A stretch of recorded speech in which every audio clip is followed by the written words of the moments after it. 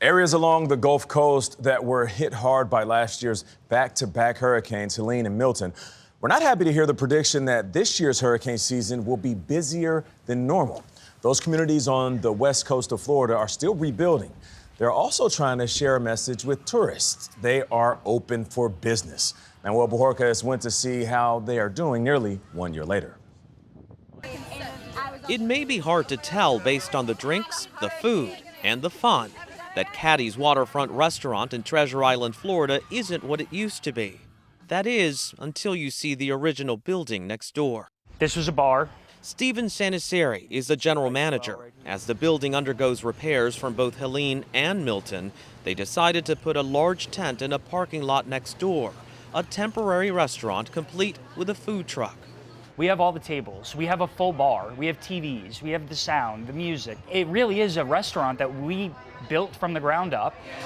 It was important to get his employees back up and running. Just as important, getting tourists to come back. I think that the tourism has not been where it was. We have been getting quite a bit of tourism around the holidays, though, which has been great.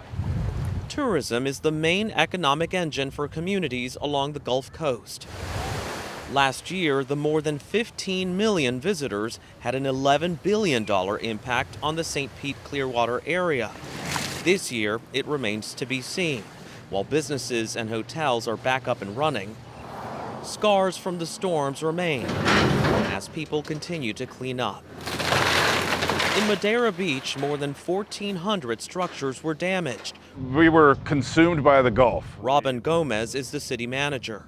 The surge pushed up upwards of 7 feet. That means almost every building took on water. From Delos's Pizza. We had water that came up over these countertops, probably about this deep in here. So we'd be chest deep in water right now. To the Bronze Lady. How much merchandise did you lose? Hundreds of thousands of dollars, definitely. The displays, everything. After struggling to rebuild, they now have one message. We are open for business. We got a lot of love from around the country, actually, just happy for us that we were back. We have a lot of families that come every year that are still coming, but we just need more support from everyone right now. There's still work to do. Madeira Beach has issued about as many building permits as it has residents, around 2,000.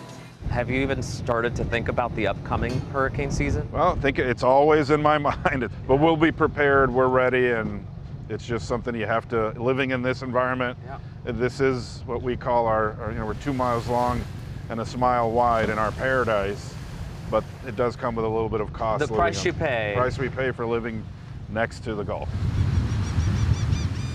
Still, some are wondering how federal agencies that have been cut, positions that have been cut by the Trump administration, how that could affect forecasting and emergency response. The agency which oversees the National Hurricane Center, for example, NOAA, has shed hundreds of employees. We will explore that topic tomorrow right here on CBS Mornings. Nate?